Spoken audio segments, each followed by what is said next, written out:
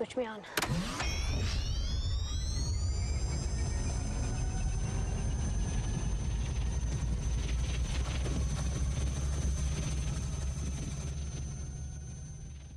Hey everybody, welcome back to The Proton Pack is Not a Toy. My name is Matt, and today I'm going to wrap up the video series on the slime blower cannon, as I've been calling it. This is 3D printed, and if you've been following the series as short as it's been, then you've kind of seen where I've kind of had a few hang-ups, but this is complete, painted the way I want it to be. I've chosen not to do a whole ton of sanding, and basically the whole body of it, the nose cone, most of the parts that you see that are silver are raw prints. And I've only just cleaned up the edges and a few places where, just where it needed it. And came out pretty good. I'm pretty happy with it. All of the black parts there are 3D printed in black. These that are the kind of the bronze color were spray painted, but they were printed in black as well. And it's got the working bike grip handle here on the side as well.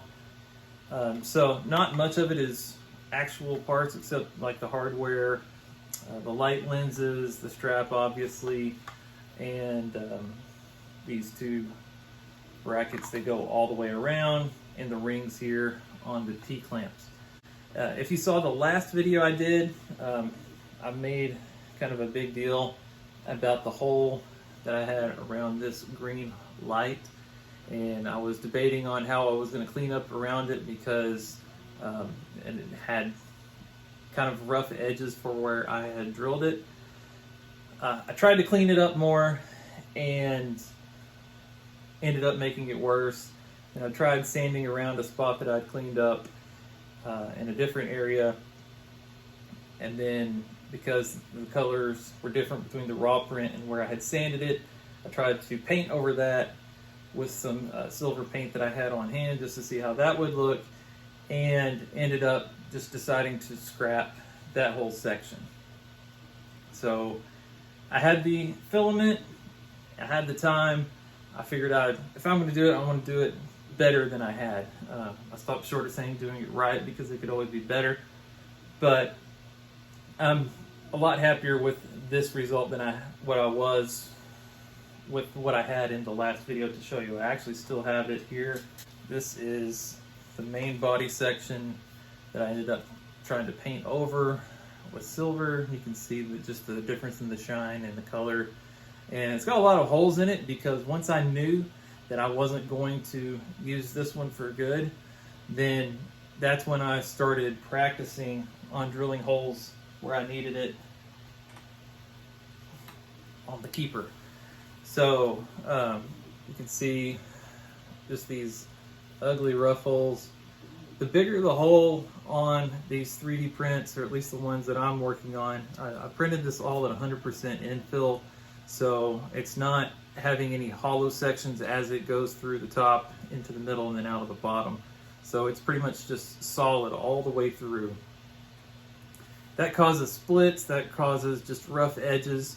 Some of the holes are already in the print files, like this one here where the handle goes on the top, and all of the holes that are along the sides here where you would put the bracket, the hinge. It only has a hinge on one side, but there are holes along each side. This is the way that it is. But some of those are already there, but you're going to have to drill your own if you do one like this, just for some of the parts. And so obviously for the green light, that's where I had the biggest issue. Part of the reason I had that was because it happened to be on one of the seams. I ended up having to break up the full piece. It's 21 inches long, so I broke it into sections of 7 inches, and it just happened that right on that seam, if you look at the reference photos, is where the hole is. And this is the original one that was beat up and boogered up that I wasn't happy with, where I tried to clean it up. And wasn't happy with the result. So again, like I said, I had some of the filament on hand, and printing this at the speed I was printing at the detail level, and the 100% infill, it took about a week to reprint 6 of these sections about this long. I did have one at one point where I had the print fail, and so I only got about half of a piece, and so I ended up gluing those two together and using that as another one of the ones where I was practicing what I wanted to do for drilling it. What I ended up deciding to do is finding the right size drill bit that I would need.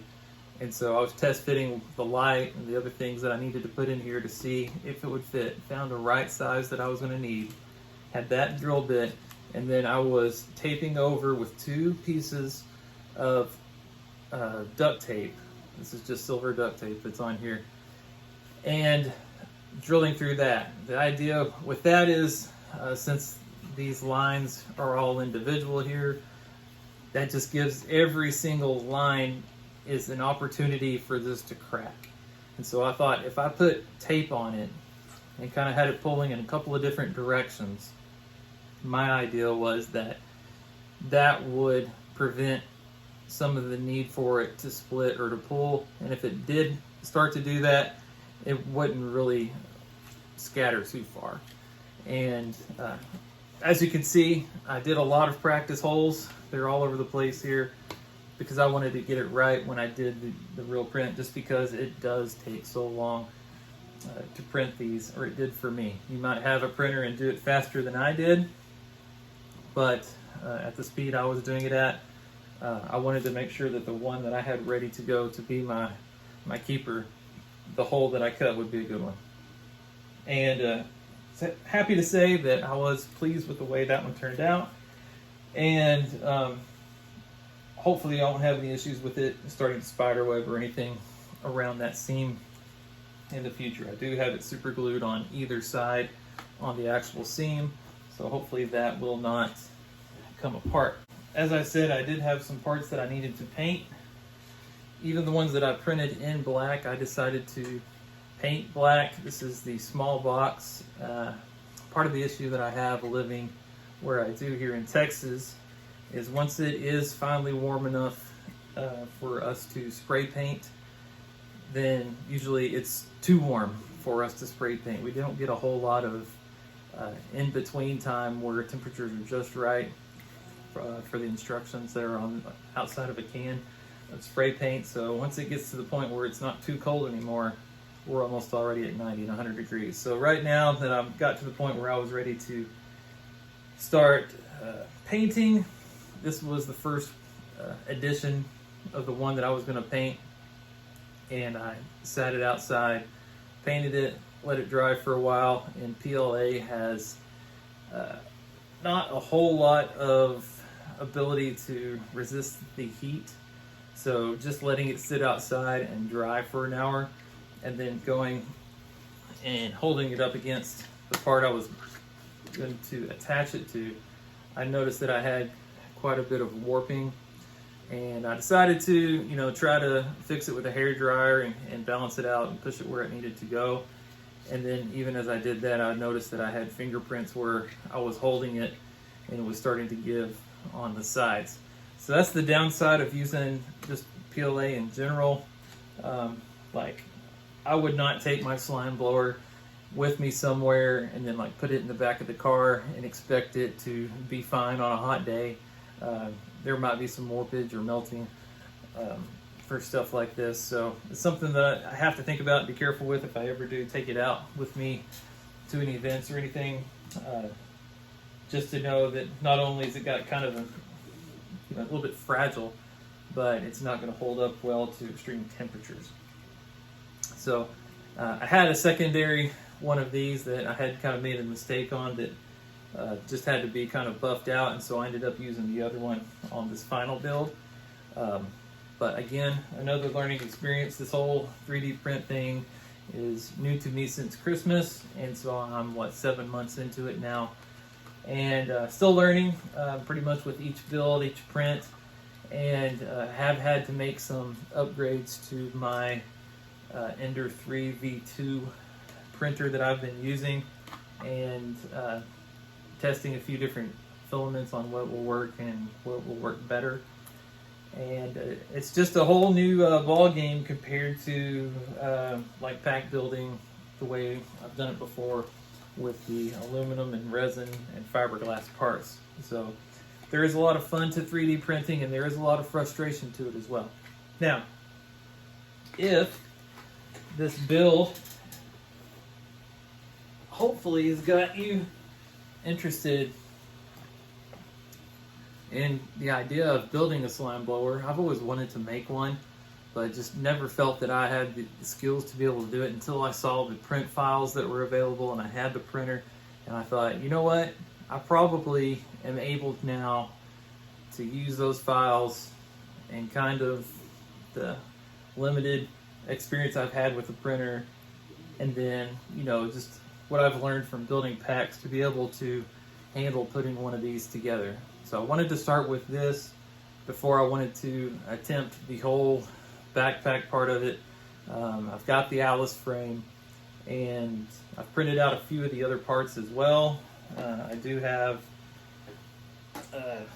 this is one of the little boxes. I ended up having to use 2 filaments on this, but you can see it's already been sanded a little bit. And then this is kind of the lower box that goes underneath. And then I have other parts as well, but I am in the process now of at least printing a few more of the parts for the main tanks. Not the tanks themselves, but we'll get to the tanks and then the other parts that go on the slime blower main body itself. And so the hope is maybe by this Halloween I'll be able to have a full slime blower to go with the Proton pack, and have the opportunity or the option of going with either one if I choose to do so. But like I was going to say before I got into that, if you are interested in perhaps building one of these on your own, then I highly recommend the 3D print files that I got. It was $35 on Etsy. The store is GB and More Print Parts, or 3D print parts, whatever it's called. I will put it in the description here on the video, and you can just click the link and go straight to that Etsy store. So that will be if you just want to get the part or the print files. It's 35 bucks. Highly recommend the quality and the ease of setting these up. If you need to cut them up and put them in sections and stuff, it's pretty user friendly, and it's broken down by parts very carefully. And again, I'm happy with how that came out. But let's say you don't have a 3D printer, but you're interested in having the 3D parts that are kind of hard to make yourselves. You can still go to that same Etsy page, and instead of getting the files, you can actually buy 3D prints from those files. So the seller that created the files has also printed out like the cone and the inserts that go in there, this handle, the 2 boxes here. I believe the end cap is on there.